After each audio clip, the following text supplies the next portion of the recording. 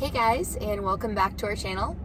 So today I wanted to film a very quick video on setbacks. So what are setbacks, why do they happen, and how to navigate a setback during the anxiety recovery journey.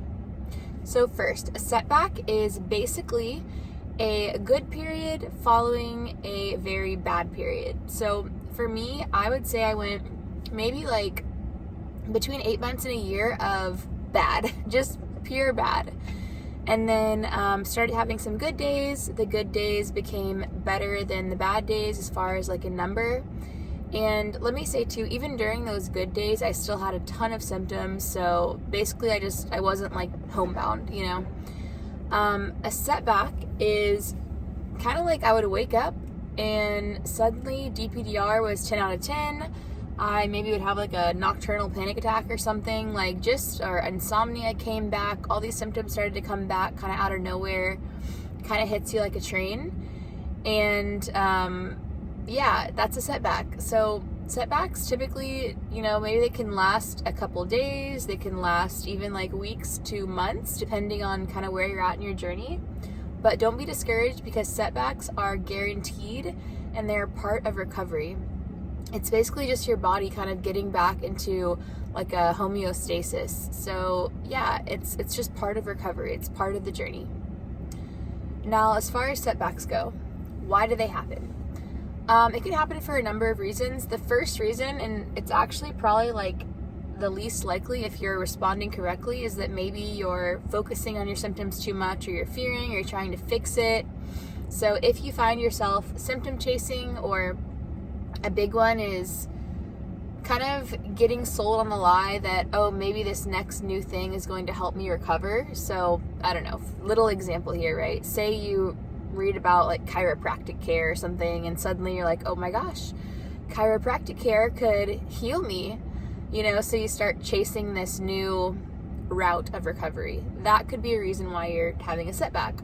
But typically, setbacks can happen literally for no reason. I mean, it could also be too, let me say this, it could also be like you're increasing your activity a lot. So there's nothing wrong with that. You have to get back to life. You have to show your body that you're safe. But say you go from being homebound to working out at the gym 5 days a week. Now you could be sensitizing your body. You could be having like a symptom setback, that's for sure. But the biggest reason is no reason at all.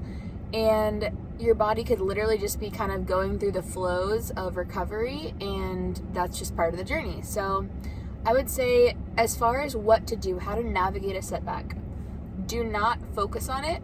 Don't ask yourself, why is this happening? Why is this happening? What can I do?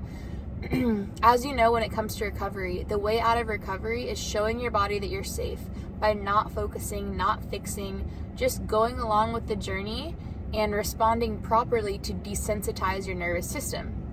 So when you have a setback and you start going back into fix-it mode and kind of freaking out, we're going backwards. So we don't want to do that.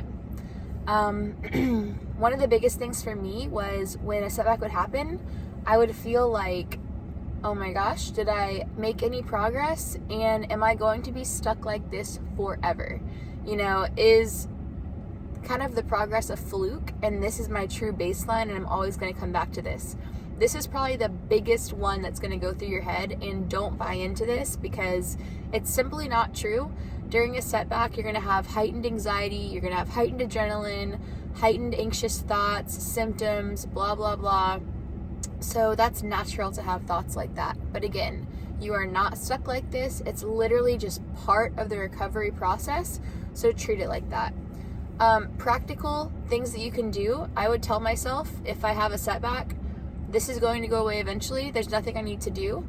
So just like I had good days before, I'm going to have good days again. So let's just continue to live my life. There's nothing that I need to do to alter anything.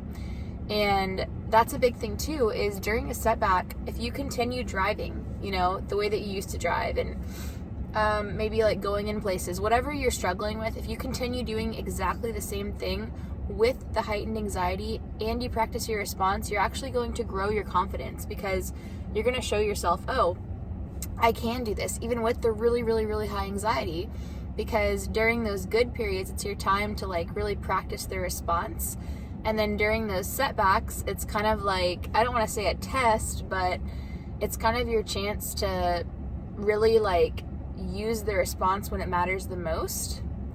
So again, if you're going through a setback, perfectly normal, perfectly expected. There's nothing you can do to dodge setbacks because it's part of the recovery journey. If you think about like a timeline, this is full recovery. This is the very beginning.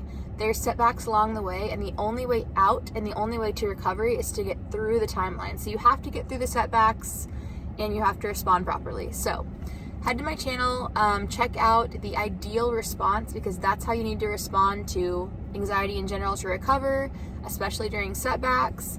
And we also have a private Facebook group that you can join. So check out the link in the description of this video and you can access all of that. There's also a free download to the ideal response. So thank you, and make sure you subscribe for updated videos. I'm going to post quite a few. We're going to try to knock out like several a week moving forward. So subscribe, and I hope you have a great day.